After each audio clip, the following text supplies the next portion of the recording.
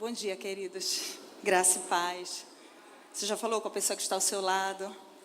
Já deu um sorriso bem bonito? Eu digo para as mulheres aqui no Plena, dá um sorriso aí para sua irmã, para gastar o botox, né, gente? Porque quanto mais a gente... Não pode, né, Thaís? Thaís faz os meus botoxes, maravilhoso, né, Thaís? Então, não pode gastar o botox. Não, tem que gastar para te procurar depois, Thaís. Que maravilha.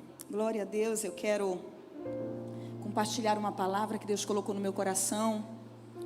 Confesso para vocês que eu já preguei sobre isso há muitos anos atrás, mas dentro de uma conotação completamente diferente daquilo que eu estarei falando hoje. E eu quero te convidar a abrir a tua Bíblia em João capítulo 10, versículo 27 a 28.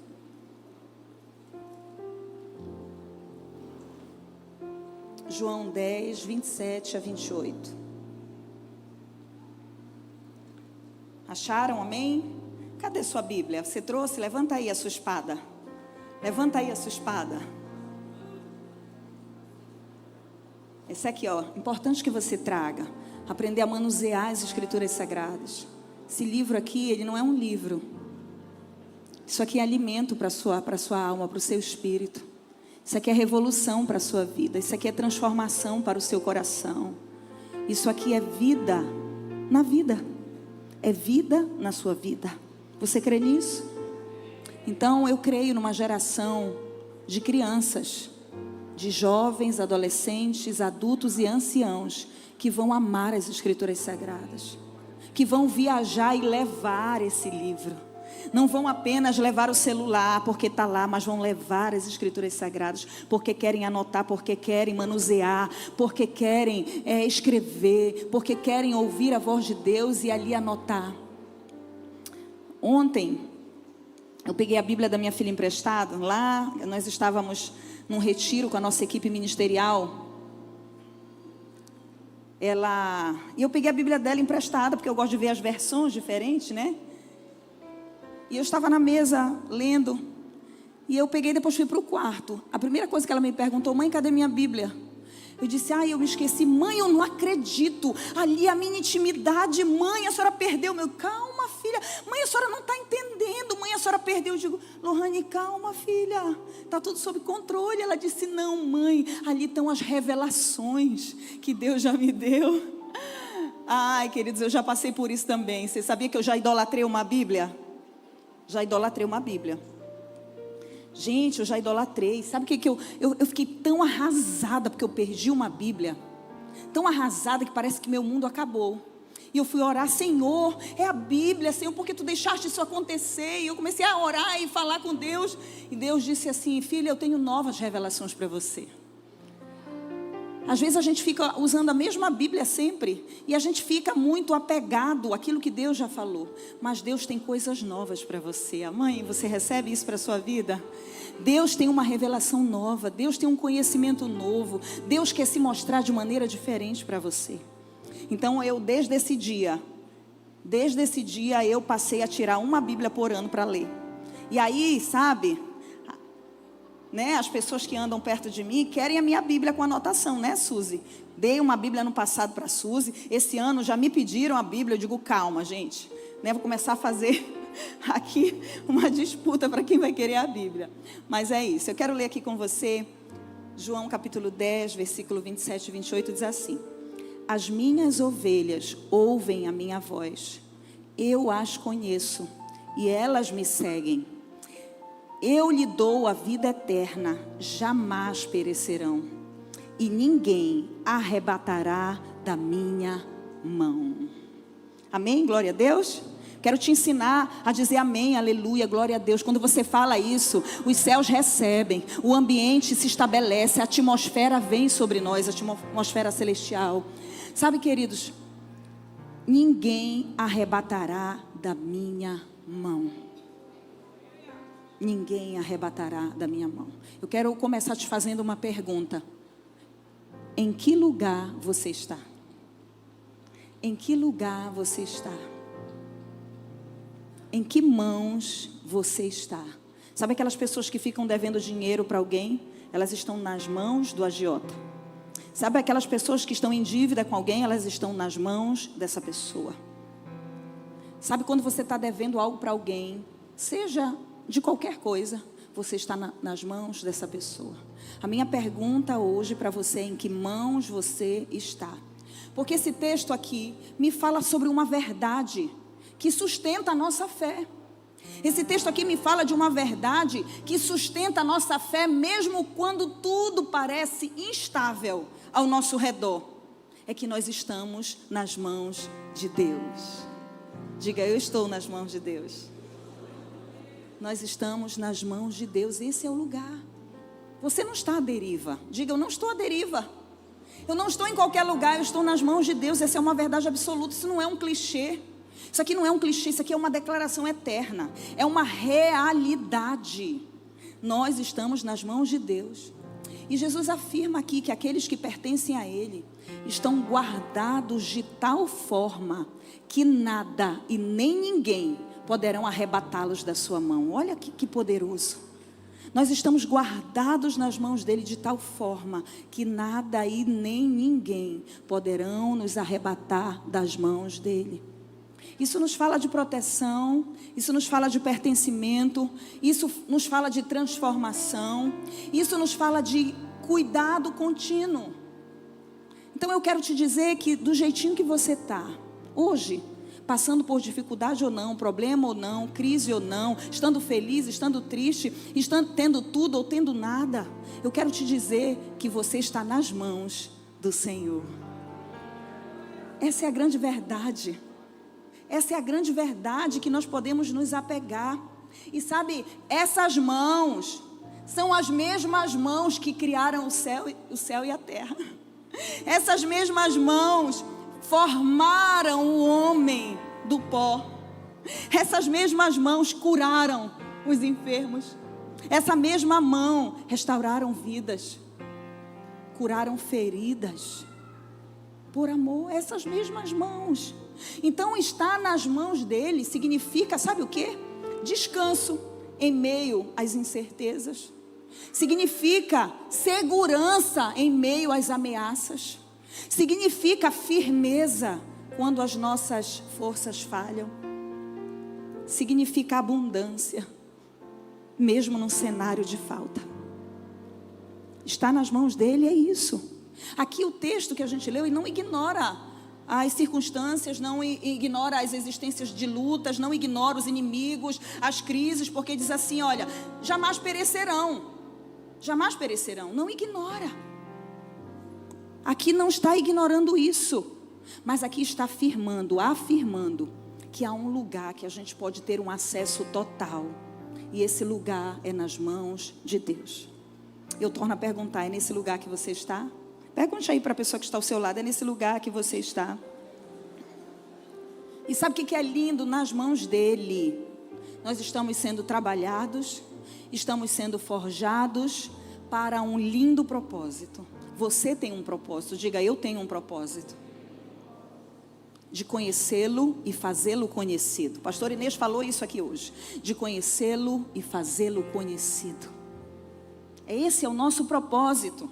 Ele nos segura para nos formar, Ele nos segura para nos transformar, Ele nos segura para nos manter nas suas mãos, para que o propósito seja cumprido, assim como um vaso. E eu quero falar sobre isso hoje, nas mãos do oleiro. Diga, eu estou nas mãos do oleiro.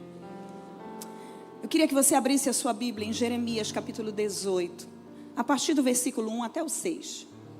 Essa história tão conhecida, essa história que a gente canta em muitas canções, essa história que você já deve ter ouvido várias pregações, mas hoje eu quero trazer uma realidade diferente em cima dessa história.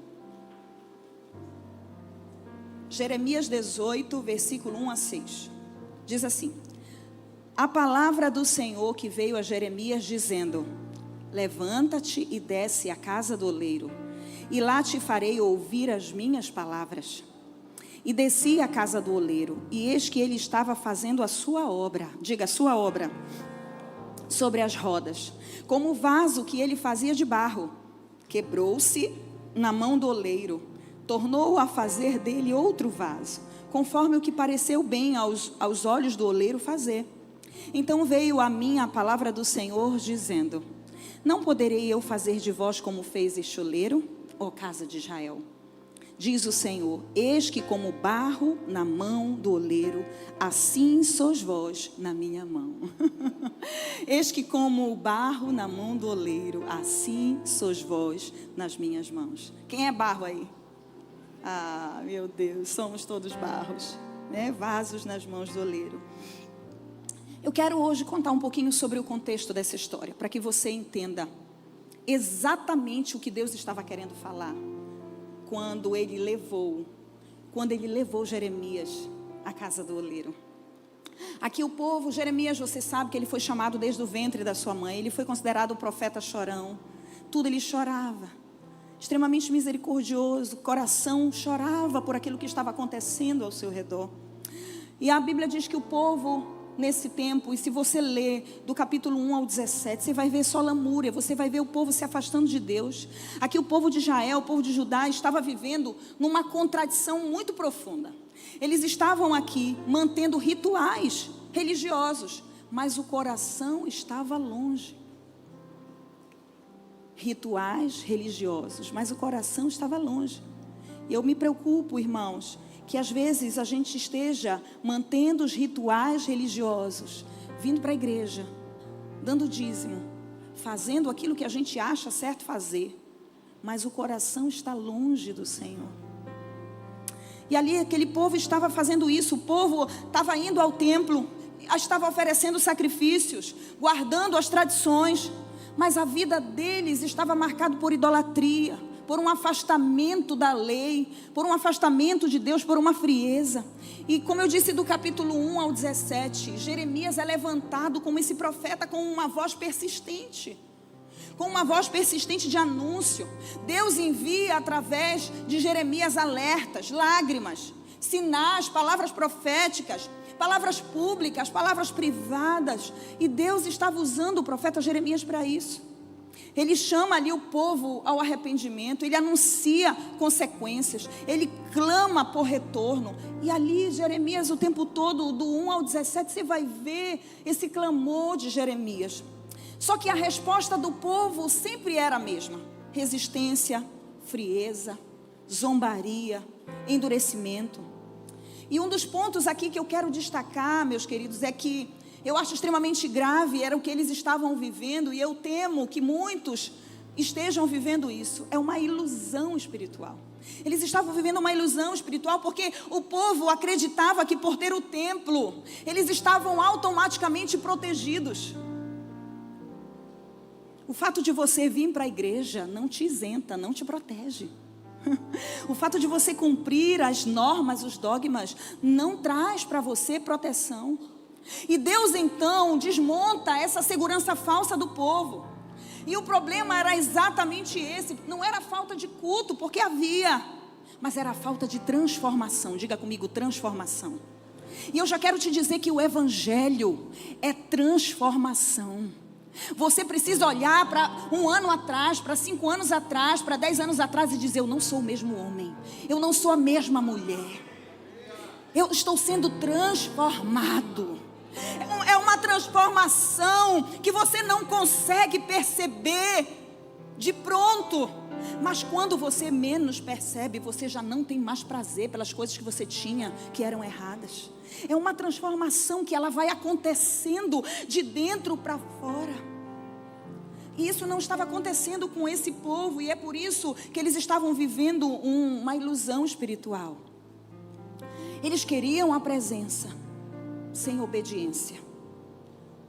Eles queriam ali a transformação, mas eles não queriam que Deus fosse o governo das suas vidas.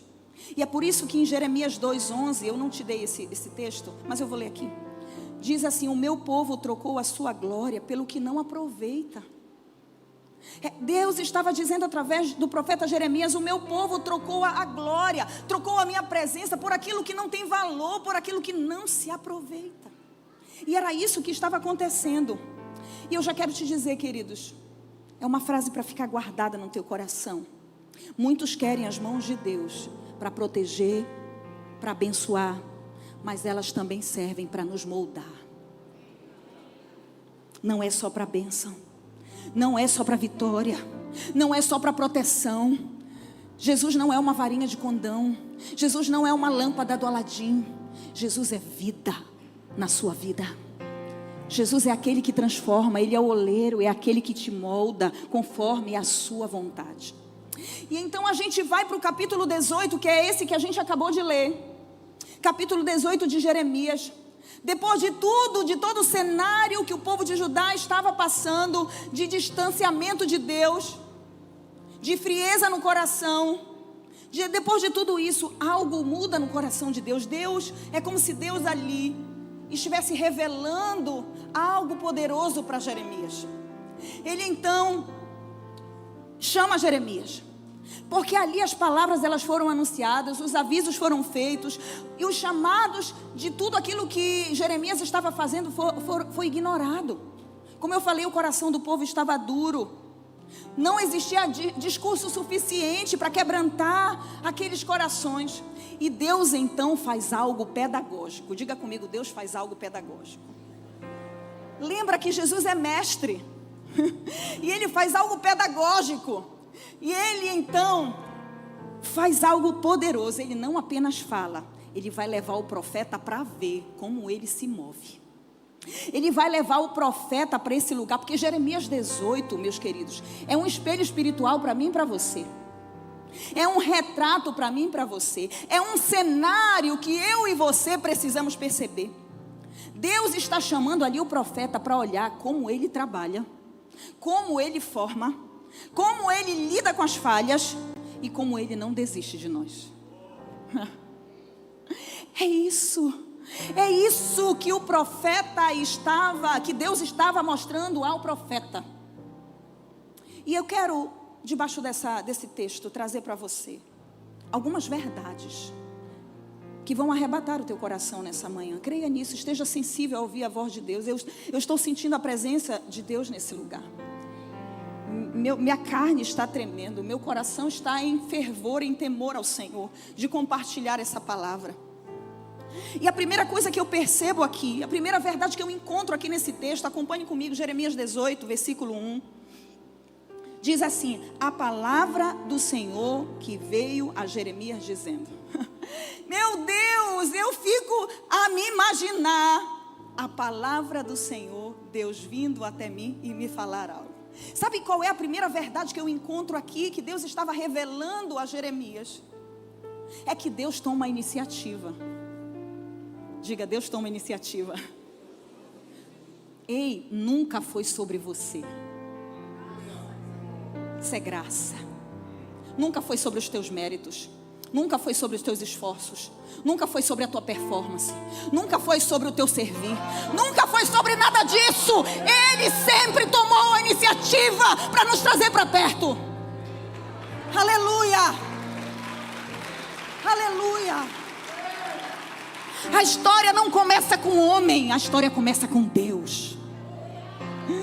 Não começa com a ação de Jeremias, começa com a ação de Deus. Antes de qualquer deslocamento de Jeremias, antes de qualquer interpretação, Deus fala, porque Deus é o autor do processo, não é o homem. Deus é o dono da sua vida, você está nas mãos dele. É interessante que o profeta não teve a ideia. Peraí, eu vou falar com Deus mais uma vez. Ai, o povo não está ouvindo, o povo não está entendendo, o povo está de coração endurecido. Eu vou mais uma vez. Ele não buscou o assunto, ele não foi atrás de Deus. A iniciativa foi totalmente de Deus. Não vemos aqui Jeremias clamando, fazendo algum pedido e ali intercedendo. A gente não vê isso. Isso revela que Deus não apenas fala, porque nós não somos merecedores de nada, querido.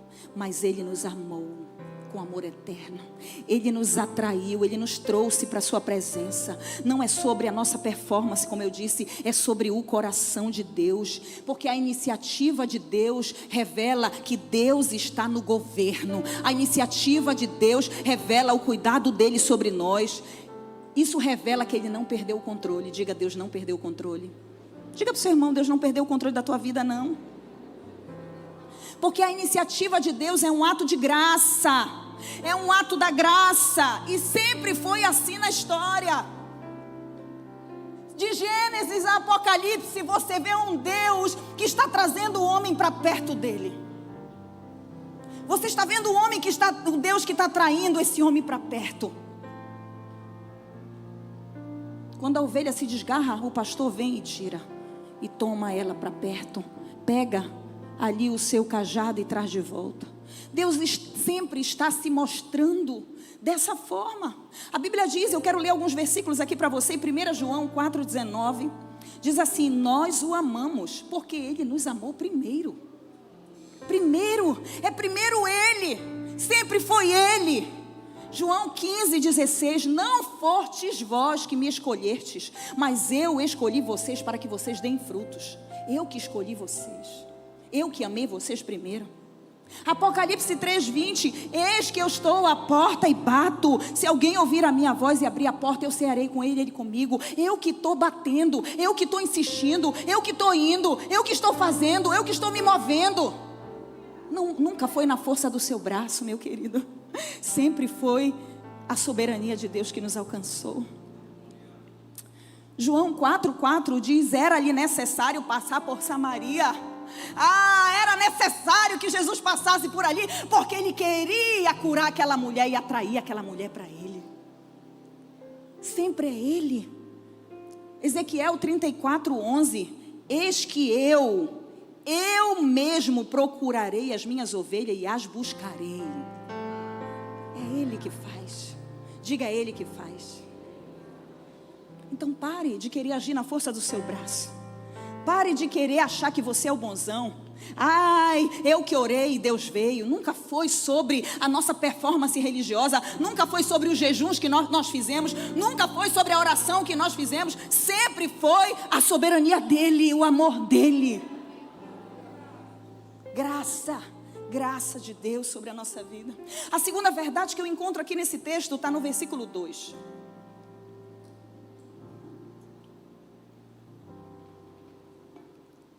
Levanta-te, desce à casa do oleiro, e lá te farei ouvir as minhas palavras.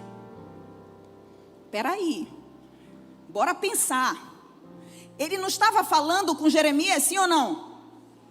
Ele não já estava falando, e veio a mim a palavra do Senhor. E agora Deus diz para ele assim: levanta-te, vai à casa do oleiro, que lá eu vou te falar. Como assim, gente? Deus já estava falando, estava ou não estava?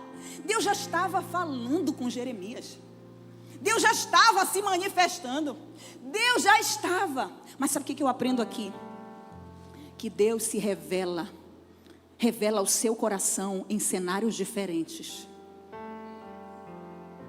Deus sempre vai se revelar em cenários diferentes. Assim como Ele se revela aqui, nesse lugar, nessa casa espiritual, nesse templo. Ele se revela dentro do seu quarto. Ele se revela quando você está no deserto. Ele se revela quando você está na festa. Ele se revela quando você está no casamento em Caná da Galileia. Ele se revela, Ele está sempre se revelando em vários ambientes, não importa o lugar. Deus está em todo lugar, porque Ele é onisciente, onipresente, onipotente. Ele está em todo lugar. Em novembro desse ano que passou, eu estive numa olaria. Estávamos num hotel ali em Barreirinhas, e lá tinha uma olaria. E a gente foi conhecer o hotel todo, e quando eu vi uma olaria, gente, eu fiquei impactada. Eu entrei, eu disse, meu Deus, uma olaria, deixa eu ver aqui. Foi lá que o Senhor me deu essa palavra. E ontem eu estava preparando ela, que a gente estava num final de semana com os nossos líderes. Mas naquele dia o meu coração ferveu para compartilhar sobre isso com a igreja. E eu fiquei olhando, eu fiquei impactada. E a primeira coisa que eu vi ali foi o oleiro moldando o vaso. Estava ali moldando o vaso. E eu olhei cada cenário daquela olaria. Estávamos com as nossas filhas, estava eu e ele. E eu fui olhando os vasos, eu fui vendo, me aproximando do forno que estava quente, com outros vasos sendo formados. O oleiro com o vaso nas mãos, outros dentro do forno, outros para secar, outros pintados, outros com um buquê de rosas dentro. E eu disse, uau, que cenário lindo. E ali Deus falou comigo, que cada um está dentro de um processo, né? Que cada um está numa fase. Mas sabe que quando eu olho para cá, que Deus revela o seu coração em cenários diferentes. Deus ama se revelar em cenários diferentes. Sabe por quê? Porque Ele usa os nossos sentidos. Ali Jeremias estava ouvindo a voz de Deus. Agora Jeremias não só iria ouvir a voz de Deus, como ele iria ver o que estava acontecendo. Porque quando Deus quer nos ensinar algo diferente, Ele vai usando todos os nossos sentidos. Ele vai te fazendo perceber. Ele vai te fazendo passar por algumas coisas, permitindo que você passe alguns processos na sua vida. E você vai começando a entender o que Ele está querendo comunicar. Porque Deus sempre fala. Diga comigo, Deus sempre fala. Deus sempre se revela. Deus sempre está revelando o seu coração. Deus já revelou o coração dele hoje para você? Para mim já. Desde a hora que eu abri os meus olhos, já existia um pacote de misericórdia me esperando. E elas são a causa de eu não ser consumida. Ele já se revelou a mim hoje. Ah, querido, quando você foi tomar o seu café, Ele já se revelou para você. Você percebeu? E você disse obrigado pelo pão de cada dia. Deus está sempre se revelando. Deus está sempre se mostrando. E Ele disse, olha Jeremias, levanta-te, vai à casa do oleiro e eu te farei ouvir as minhas palavras. A Bíblia diz em Oséias capítulo 2, versículo 14, que ali a noiva dele, a igreja também estava se prostituindo. E Deus então fala assim para o profeta Oséias, portanto eis que eu a atrairei, eu vou atrair a minha noiva e a levarei para o deserto e lhe falarei ao coração. Olha para onde Deus estava levando aquela noiva, para o deserto. Qual é o lugar que você está mesmo? Está no deserto? Está na olaria? Quer ver um outro lugar? Ezequiel 37:1. Veio sobre mim a mão do Senhor, e Ele me levou pelo Espírito do Senhor e me deixou no meio de um vale que estava cheio de ossos. Como Deus vai levando os seus filhos para lugares diferentes para se revelar de maneira diferente. Mas eu quero te ensinar uma verdade hoje. Não é sobre um lugar físico, é sobre um lugar espiritual. Onde você está mesmo? Nas mãos do oleiro. Seja no deserto, seja na olaria, seja no vale de ossos secos, seja em qualquer lugar que você esteja, seja no abismo, seja no mais altos céus, você continua no mesmo lugar, nas mãos do oleiro. É nesse lugar que nós estamos o tempo todo. Há lugares, queridos, que nós não escolhemos, mas Deus escolhe. Existem momentos na nossa vida que nós iremos para alguns lugares para nos mostrar, para nos revelar, para falar de uma maneira diferente aquilo que nós não ouviríamos se estivesse fora da olaria, aquilo que nós não ouviríamos se estivesse fora do vale, aquilo que não ouviríamos se não estivesse na caverna. Você consegue me entender hoje? Ali na olaria. E sabe o que é lindo? Olha o que Deus diz para ele: levanta-te e desce à casa do oleiro e te farei ouvir as minhas palavras. Quem é o oleiro mesmo? Da história? É Deus. Deus é o oleiro da história. Sabe o que Deus estava dizendo para o profeta? Eu quero te mostrar que a minha casa, ela é uma olaria. A minha casa é uma olaria, porque eu estou o tempo todo trabalhando. Eu estou o tempo todo moldando. Eu estou o tempo todo investindo em vasos de barro. Eu estou o tempo todo fazendo com que eles passem por processos para usá-los para a minha glória. Ele estava querendo dizer isso. Olha, Jeremias, tu está cansado aí, Jeremias, eu sei. Tu já falaste muito para esse povo é de dura cerviz, está se afastando. Ei, mas eles estão nas minhas mãos. Porque tem coisa que a gente quer atropelar Deus. Lembram de Abraão? Abraão quis dar um jeitinho. Sara disse: olha, deita aí com H, a minha serva, porque ele disse que a gente vai ter um filho, quem sabe não é através dela. Pare com seus jeitinhos, você está na mão de Deus. Aquieta o teu coração, aquietai-vos e sabei que eu sou Deus, diz o Senhor. Ali na olaria Deus revela a sua casa. Não é qualquer casa, meus queridos, é a casa dele. É a casa que tem o cheiro dele, o jeito dele, a forma dele.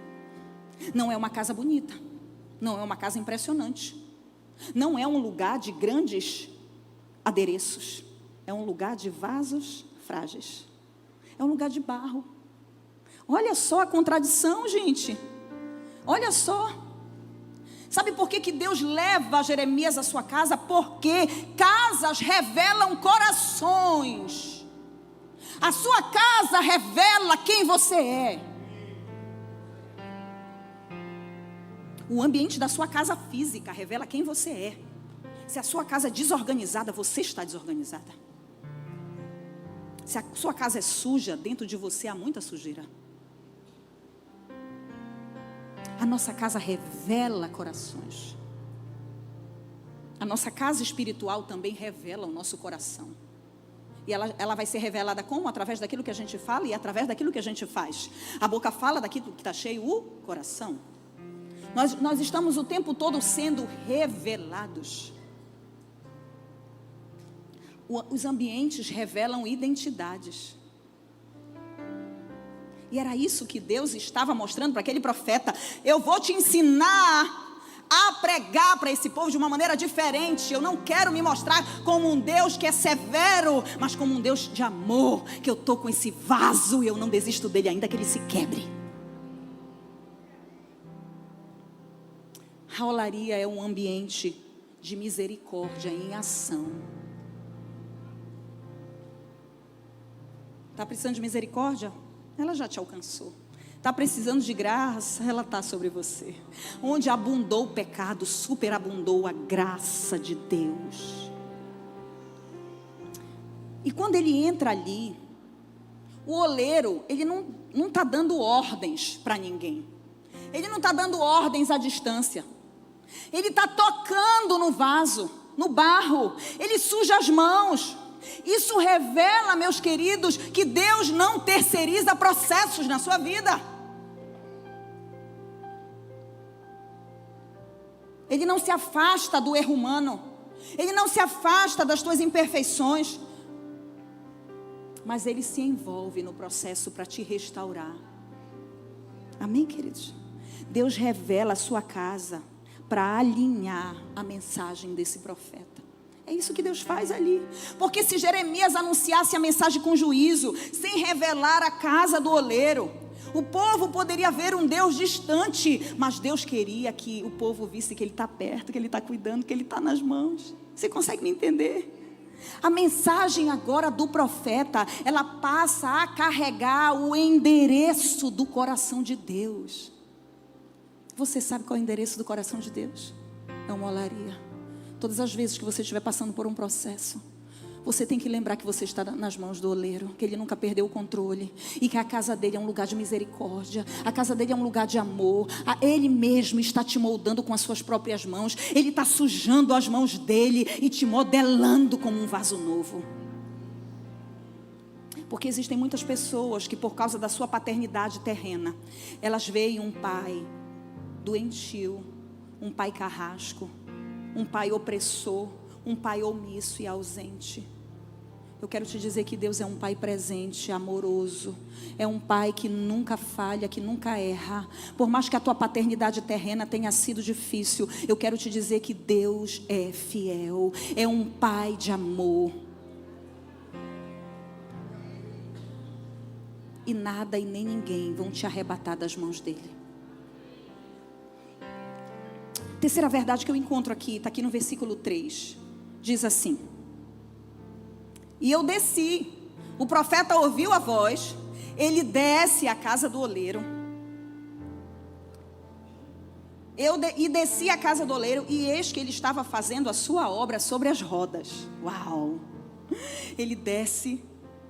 Você está imaginando aí, gente? Porque eu vou pregando, eu vou imaginando o cenário. Ele desce à casa do oleiro. E ele vê ali o oleiro fazendo a sua obra sobre as rodas. Sabe qual é a terceira verdade que eu quero deixar gravado no seu coração nesse dia? É que Deus está dedicado à sua obra. Ele está dedicado a você. Tem uma outra versão, eu não sei se é a Ara, consegue colocar para mim? Não sei se é a Ara, que diz assim que ele está entregue fazendo a sua obra. Ai meu Deus, a palavra é entregue. Aqui no versículo 2.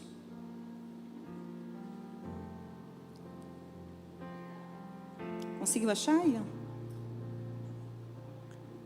Ele está entregue. Jesus, revela, Senhor, qual é a versão? Pronto.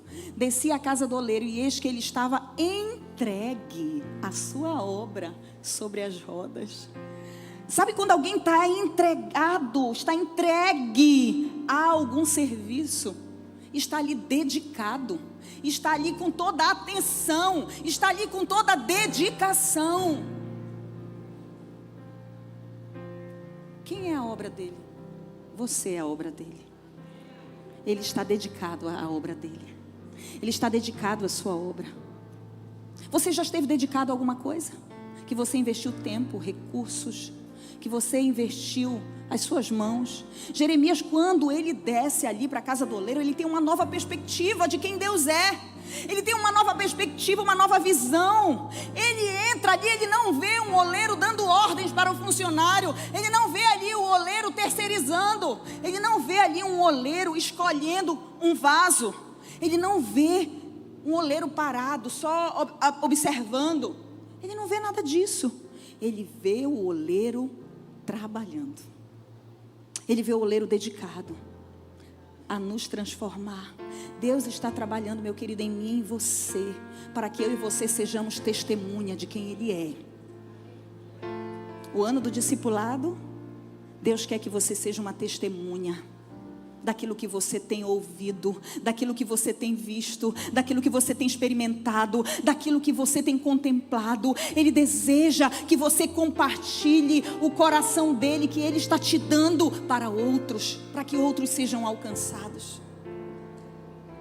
1 Tessalonicenses 5, 23 a 24, diz assim: que o próprio Deus de paz os santifique completamente, e que o espírito, a alma e o corpo de vocês, irmãos, sejam preservados irrepreensíveis e sãos em todos os sentidos durante a presença do nosso Senhor Jesus Cristo.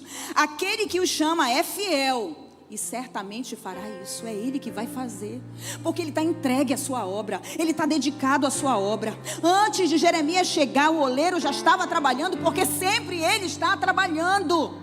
Ele não dorme. A Bíblia diz que não dorme o guarda de Israel.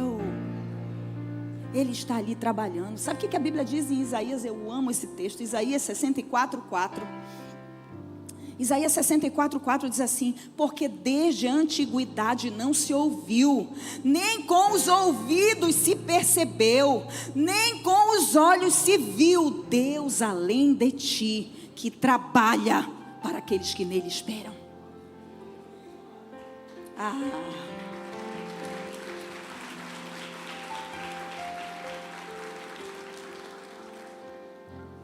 Desde a antiguidade não se ouviu, nem com os ouvidos se percebeu, nem com os olhos se viu um Deus além de ti.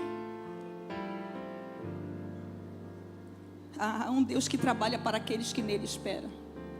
Meu Deus, você tem esperado no Senhor? Você tem gastado seus dias no Senhor? Você tem esperado nele? Quantas coisas a gente espera?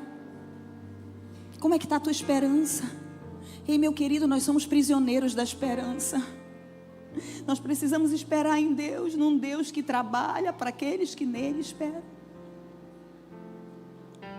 Não confie nos seus olhos, não confie naquilo que você está vendo ou não vendo, porque mesmo que você não veja, Deus está trabalhando. Mesmo que você não ouça, Deus está trabalhando. Mesmo que você não sinta, Deus está trabalhando. O oleiro está sempre trabalhando. Ele não depende de que você veja, ouça ou sinta, mas desde Gênesis Ele está trabalhando. Desde a antiguidade não se viu e nem com o ouvido se percebeu um Deus que trabalha para aqueles que nele esperam. O oleiro não está distraído. Não está distraído. Ele está em plena atividade.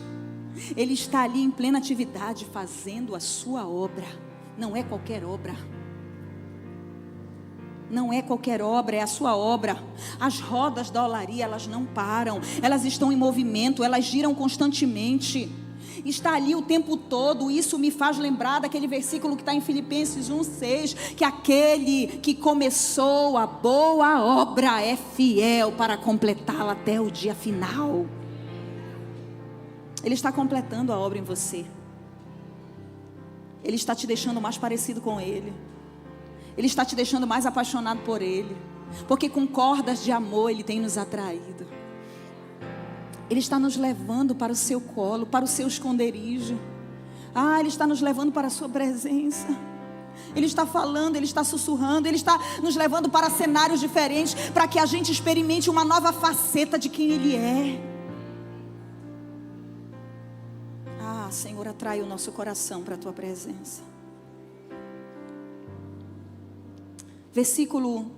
Quarta verdade que eu encontro aqui, versículo 3. Parte B do versículo. Diz assim, versículo 3.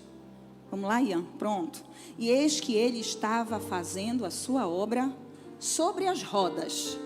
Vamos pegar aqui essa parte, sobre as rodas. Sabe o que eu aprendo aqui? E a quarta verdade que eu quero deixar no teu coração é que Deus trabalha por meio de processos. Diga comigo, processos.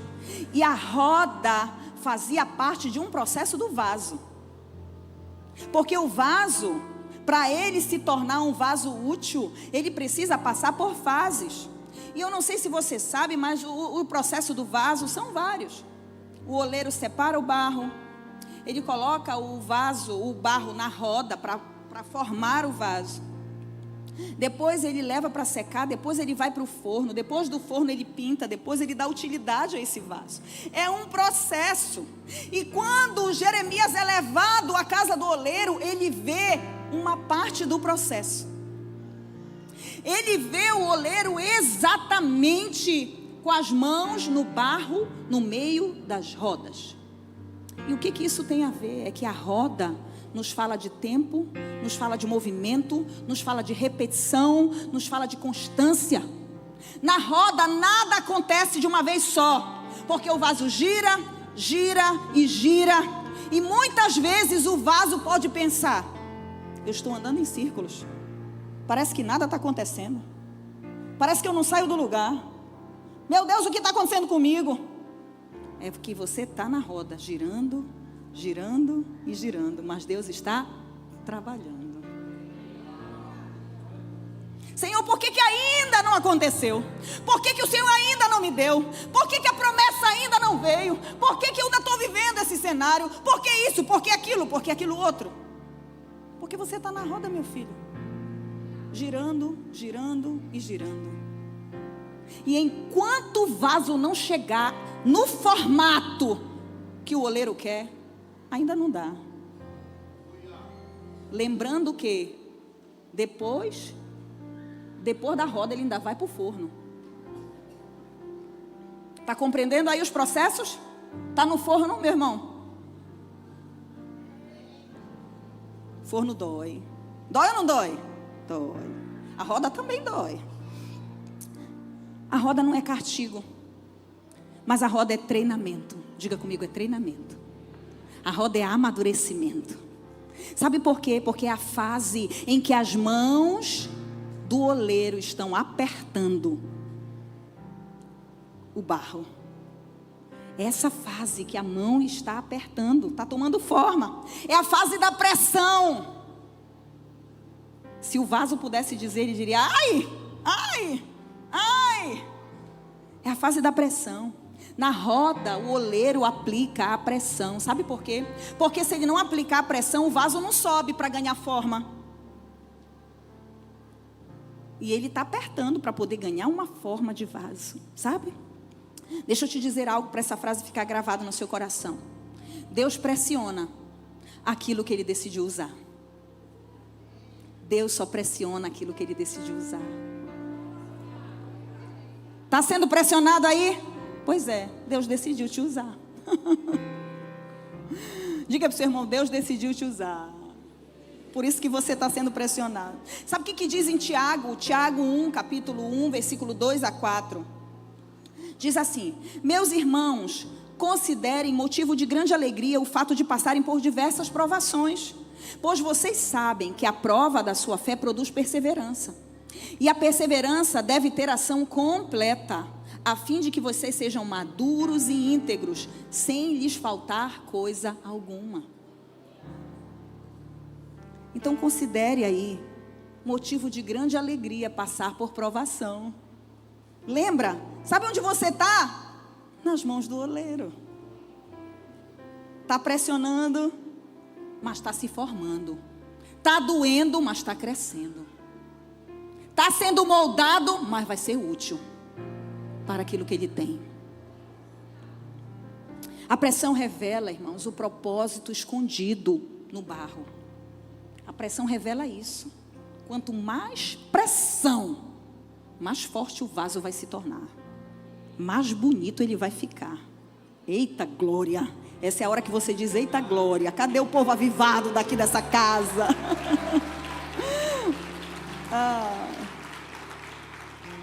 É interessante que se o vaso não estiver bem centralizado na roda, ele entorta, ele racha, ele pode até cair.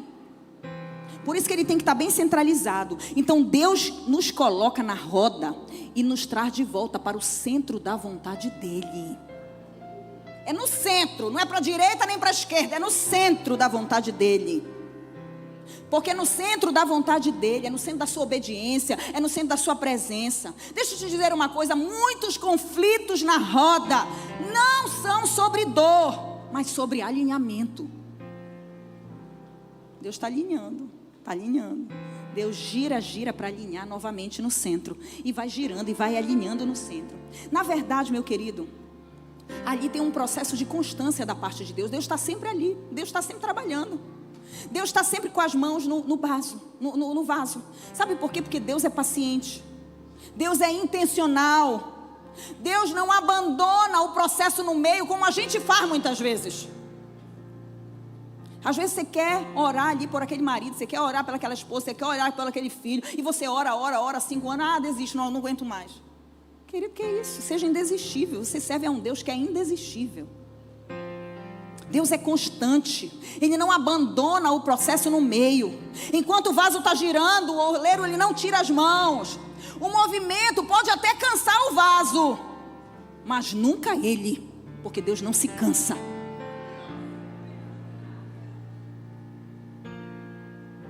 A roda é o lugar onde Deus transforma o barro em vaso com propósito.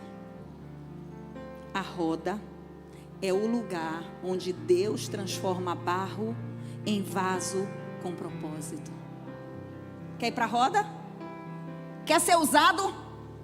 Deus usa vasos. Deixa eu te dizer uma coisa. Deus usa vasos que já passaram pelos processos. E todo o processo na nossa vida, ele é doloroso. Não tem como você se transformar em suco de uva se a uva não for esmagada. Não tem como você ter azeite na sua vida se a azeitona não for prensada.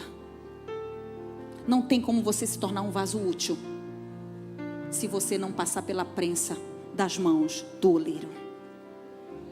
Mas sabe o que é lindo? As mãos dele têm amor, as mãos dele têm graça, as mãos dele têm misericórdia. E as mãos dele têm intencionalidade comigo e com você. Porque o propósito que ele já estabeleceu para mim e para você já foi escrito no seu livro, quando nenhum deles havia ainda. Teus dias estão contados aqui na terra, meu querido. Pare de ficar com medo das coisas. Pare de ficar com medo de morrer. Pare de ficar com medo de doença. Teus dias já foram contados. Ou é ou não é.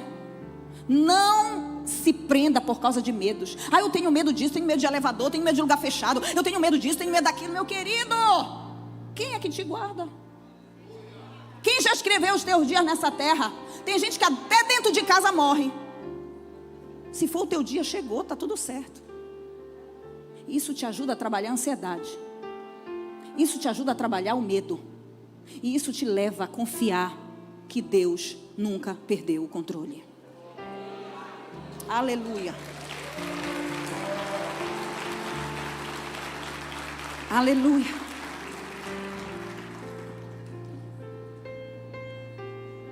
Na roda, Deus não está nos quebrando. Ele está nos preparando. Na roda, Deus não está nos quebrando. Ele está nos preparando. Diga aí para o seu irmão, diga. 1 Pedro 1, 6 a 7.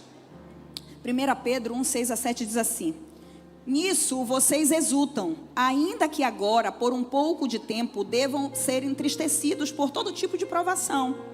Assim acontece para que fique comprovado que a fé de vocês tem muito mais valiosa do que o ouro que perece, mesmo que refinado pelo fogo, é genuína e resultará em louvor, glória e honra quando Jesus Cristo for revelado. Está tudo certo, meu querido, é só um pouco de tempo, vai passar. Diga para o seu irmão, vai passar. E quando aquele dia chegar, que ele vier ao nosso encontro, novamente ele vai vir. Novamente ele virá. Com toda a sua glória. Ele vai vir buscar a sua igreja. Novamente o Senhor dizendo: eu que vou ao teu encontro. Sou eu que vou. Sou eu que vou te buscar. Você não precisa vir. Sou eu que vou te buscar. Sou eu que vou te perguntar. Sou eu que vou te dizer: filho, você venceu. Você venceu. Entra no gozo do teu Senhor. Eu quero te dizer que vai valer a pena. Quando esse dia chegar, vai valer a pena. Toda pressão, toda olaria, toda dor, todo forno, todas as revelações, todas as tristezas, todas as angústias, todos os percalços dessa vida, vai valer a pena.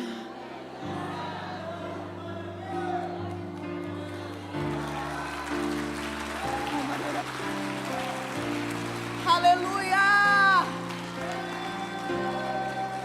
Volta logo, Jesus!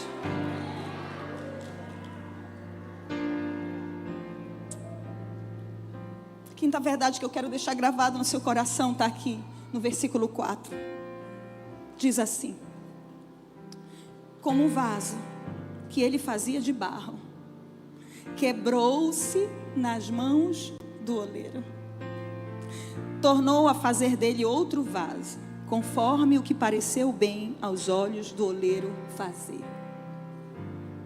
Eu quero destacar 3 palavras aqui: quebrou-se, tornou a fazer outro, conforme pareceu bem aos seus olhos. Jeremias, queridos, vê o vaso ali, vê o vaso tomando forma nas mãos do oleiro. Só que o vaso se quebra. E eu quero te dizer uma coisa: que não foi o oleiro que quebrou o vaso. Cadê a professora de português hoje aqui? Quebrou-se o vaso. Foi ele que se quebrou. Por qual razão ele quebrou? São várias as razões pelas quais o vaso se quebra. Deixa eu te dizer, muitas vezes você vai vivendo a tua vida dissolutamente, quebrando os princípios, e lá na frente eles te quebram.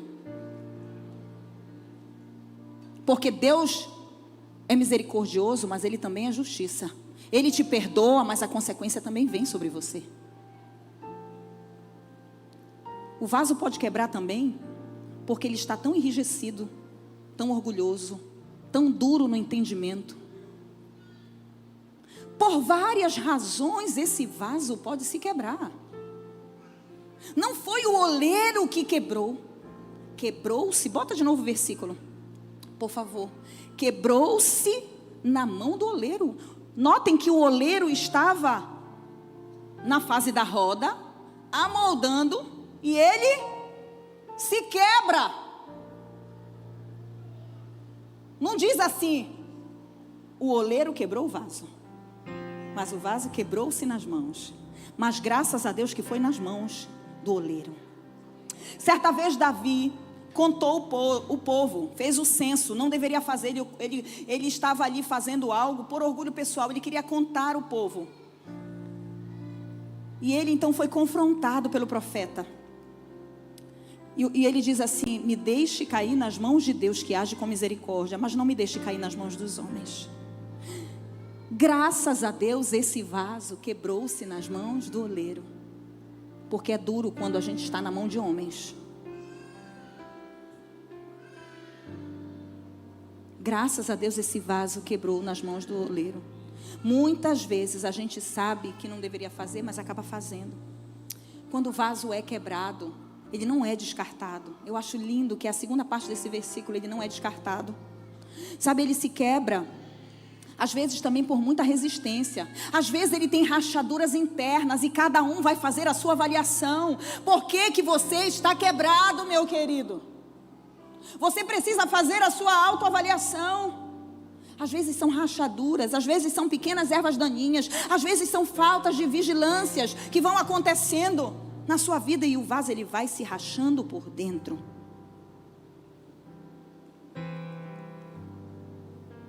Às vezes o barro também não suporta a pressão, né?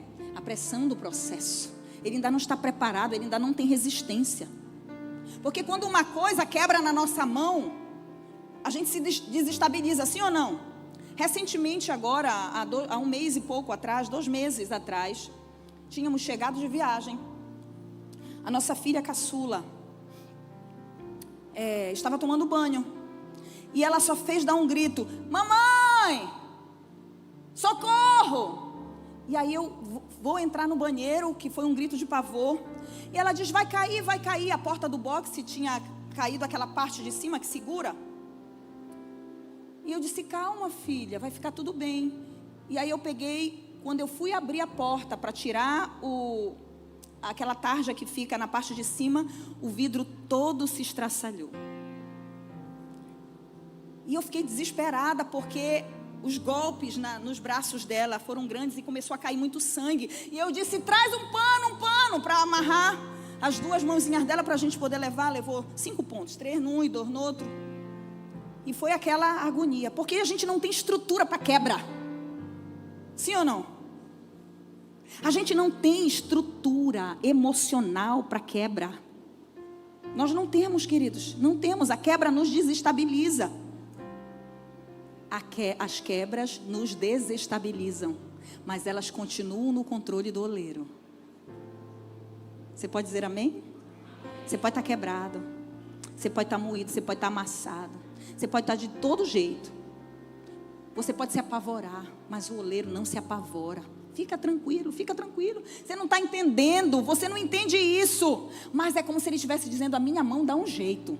Se você estiver na minha mão, você pode se quebrar na minha mão, mas eu dou um jeito. Sabe por quê? Porque Deus é um pai de amor. A Bíblia diz aqui em Salmo 103, 13 e 14, diz assim, Salmo 103, 13 e 14: assim como um pai se compadece dos seus filhos, assim o Senhor se compadece daqueles que temem, pois Ele conhece a nossa estrutura.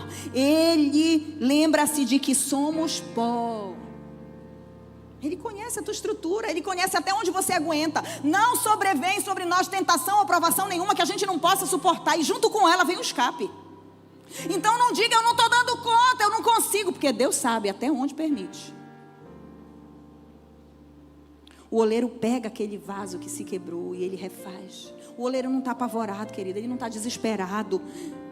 As mãos do oleiro é habilidosa para fazer de novo. Ele não pede opinião. Sabe o que é interessante? Conforme, coloca o texto de novo aí, por favor, versículo 4. Ele diz assim: conforme o que pareceu, ele tornou a fazer dele outro vaso, conforme o que pareceu bem aos olhos do oleiro fazer.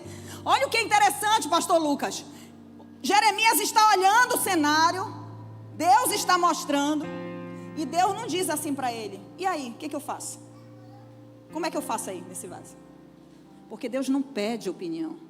Ele não precisa da sua opinião, Ele não precisa do seu jeitinho, Ele não precisa da sua ajuda, Ele não precisa da força do seu braço. Ele é Deus, agindo Deus, ninguém impedirá. E Ele faz conforme a sua vontade. Ele faz conforme o seu querer. E sabe o que é lindo nessa história? Eu já quero que você grave essa frase no seu coração. Quebrado ou inteiro, você continua nas mãos do oleiro. Não importa o estado que você está, não importa o que você está passando, nos piores e nos melhores momentos, nos piores e melhores dias da sua vida, você continua nas mãos do oleiro. Ele não te rejeita porque você quebrou.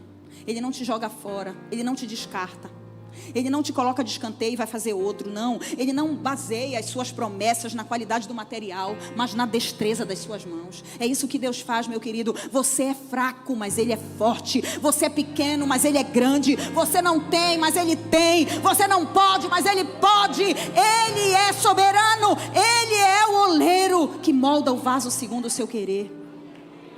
Aleluia. Aleluia. Ele não depende de cenários, porque Deus planta grandes sementes em cenários improváveis. Sabe o que é lindo? Deus não precisa de cenários favoráveis para cumprir o que Ele prometeu na tua vida. Ele não precisa. Ele não precisa. Ele pega aquele vale de ossos secos e levanta como um grande exército. Ele não precisa de cenários favoráveis para cumprir o que Ele prometeu. Porque se Ele prometeu, Ele é fiel para cumprir até o dia final. Esse é o Deus que nós servimos. Escute, quando nós estamos nas mãos de Deus, a falha, meu querido, não é o fim. Você pode errar, você pode cair. A Bíblia diz que o justo pode cair 7 vezes, mas de todas as 7 Ele vai levantar. Sabe, não é a falha, não é o fim. É lindo ver que Deus não nos descarta. É a graça de Deus nos alcançando. O oleiro, ele não jogou fora esse vaso, ele não desperdiça o vaso. A Bíblia diz em Apocalipse 21:5: eis que faço nova todas as coisas. Nas mãos de Deus tudo se torna novo. Nas mãos de Deus tudo se torna novo. Você pode estar quebrado, rachado, desistido, fraco, cheio de mazelas, mas ainda assim Ele quer você. Ainda assim Ele faz de novo. Eu não sei se você chegou aqui com o coração arrebentado, cheio de mazelas, cheio de pecados, cheio de falhas. E talvez você esteja ouvindo a voz do seu coração ou até a voz do inferno. Sai daí, aí não é o teu lugar. Mas eu quero te dizer que Ele não te descarta. Ele não te descarta. Porque a quarta verdade que eu não disse para vocês é que a sua fraqueza não desanima a Deus. A sua fraqueza não faz Deus descartar você. E em último lugar, para a gente orar, está no versículo 5 e 6. 5 e 6, aqui, a sexta verdade que eu quero trazer para o teu coração. Eu já quero chamar o ministério de louvor aqui.